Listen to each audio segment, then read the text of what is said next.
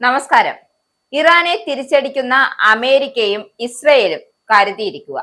കാരണം ഇറാന്റെ കൈവശം അമേരിക്ക സ്വപ്നത്തിൽ പോലും കാണാത്ത അല്ലെങ്കിൽ കരുതാത്ത ആണവ ബോംബ് കൈവശമുണ്ട്. ഇറാൻ ഇതിനകം തന്നെ അവരുടെ കൈവശമുള്ള സമ്പുഷ്ടീകരിച്ച യുറേനിയം ഉപയോഗിച്ച് ആണവ ബോംബിന് പകരം ഡർട്ടി ബോംബ് നിർമ്മിച്ചു കഴിഞ്ഞതായാണ് വിവരം. അതായത് ഇക്കാര്യം അവർ സംശയിക്കുന്നുണ്ട്. ആരെ?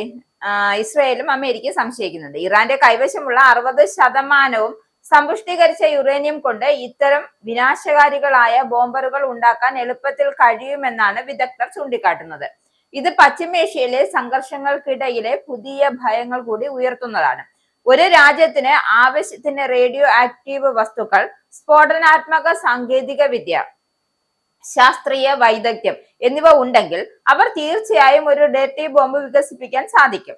അപ്പോൾ ഇറാന് നിലവിൽ ഒരു ആണവ പദ്ധതിയുണ്ട്. അതിനാൽ തന്നെ അത് നിർമ്മിച്ചിരിക്കാനുള്ള സാധ്യതയും കൂടുതലാണ്. അപ്പൊ ഇത് ഇവർക്കുള്ളില് ചങ്കെടുപ്പ് കൂട്ടുകയാണ്. പ്രത്യേകിച്ച് കഴിഞ്ഞ ജൂണിൽ നടന്ന 12 ദിവസത്തെ സംഘർഷത്തിനു ശേഷം ഇറാൻ ഈ വഴിക്ക് നീങ്ങിയതായാണ് അമേരിക്കയുടെയും ഇസ്രായേലിന്റെയും ഒരു രഹസ്യാന്വേഷണ വിഭാഗം കണ്ടെത്തിയിരിക്കുന്നത്. എന്തായാലും മുൻപ് നടന്ന സംഘർഷത്തിൽ നിന്നും അമേരിക്കൻ B-2 ബോംബറുകൾ ഇറാന്റെ ആണവ നിലയത്തെ ആക്രമിച്ചിട്ട് പോലും സമ്പുഷ്ടീകരിച്ച യുറേനിയം നശിപ്പിക്കുവാൻ കഴിഞ്ഞിട്ടില്ല എന്നതാണ് വാസ്തവം. അമേരിക്കയെ സംബന്ധിച്ച് വലിയ നാണക്കേടുണ്ടാക്കിയ ആക്രമണം കൂടിയായിരുന്നു അത്. അക്കാര്യം ആരും മറന്നു പോകാൻ സാധ്യതയില്ല. അപ്പൊ ഐക്യരാഷ്ട്രസഭയുടെ ആണവ നിരീക്ഷണ ഏജൻസിയായ ഇന്റർനാഷണൽ ആറ്റോമിക് എനർജി ഏജൻസി പറയുന്നതനുസരിച്ച് ഇറാനിൽ 440.9 കിലോഗ്രാം, അതായത് 970 പൗണ്ട് ഉയർന്ന സമ്പുഷ്ടമായ യുറേനിയം ഇറാന്റെ കൈവശമുണ്ട് എന്നാണ്.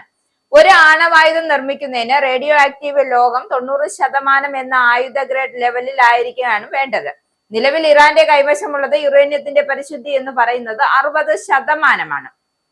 അപ്പൊ IAEA ഡയറക്ടർ ജനറൽ റാഫേൽ ഗ്രോസിയുടെ അഭിപ്രായത്തിൽ എന്തെന്ന് വെച്ചാൽ, അത്തരം വസ്തുക്കൾ കൈവശം വെക്കുന്നത് ഇറാന്റെ കൈവശം ഒരു ആണവായുധമുണ്ട് എന്ന് അർത്ഥമാക്കുന്നു എങ്കിലും കൂടുതൽ സമ്പുഷ്ടീകരിക്കാൻ നിരവധി ബോംബുകൾ നിർമ്മിക്കുവാനും തീർച്ചയായും അവർക്ക് കഴിയുമെന്ന കാര്യത്തിൽ യാതൊരുവിധ സംശയവും വേണ്ട.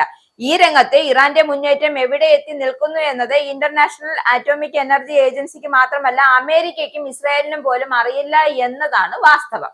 നിലവിൽ ഇറാനെതിരായ അമേരിക്കയുടെയും ഇസ്രായേലിന്റെയും ആക്രമണങ്ങളും ഇറാന്റെ പ്രതികാര ആക്രമണങ്ങളും രൂക്ഷമാകുന്ന സാഹചര്യത്തിൽ ഇറാൻ ഒരു ഡർട്ടി ബോംബ് പ്രയോഗിക്കുമോ എന്ന ചോദ്യം പശ്ചിമേഷ്യയുടെ ചങ്കെടുപ്പ് ആകെ ഏറ്റുന്നതാണ്.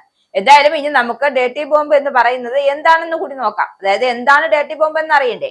ലഭ്യമായ റിപ്പോർട്ടുകൾ അനുസരിച്ച് ഡർട്ടി ബോംബ് എന്നത് ഡൈനാമൈറ്റ് പോലുള്ള ഒരു സാധാരണ സ്ഫോടക വസ്തുക്കളുമായി റേഡിയോ ആക്റ്റീവ് വസ്തുക്കളെ സംയോജിപ്പിക്കുന്ന ഒരുതരം റേഡിയോ ആക്റ്റീവ് ഡിസ്പേഴ്സണൽ ഉപകരണമാണ്.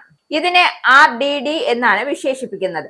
മിക്ക RDDകളും മനുഷ്യരെ കൊല്ലാനോ ഗുരുതരമായ രോഗങ്ങൾ ഉണ്ടാക്കാനോ ആവശ്യമായ വികിരണം പുറപ്പെടുവിക്കുന്നില്ല എങ്കിലും പരമ്പരാഗതമായ സ്ഫോടക റേഡിയോ ആക്റ്റീവ് വസ്തുക്കളെക്കാൾ വലിയ അപകട സാധ്യത സൃഷ്ടിക്കുന്നതാണ്.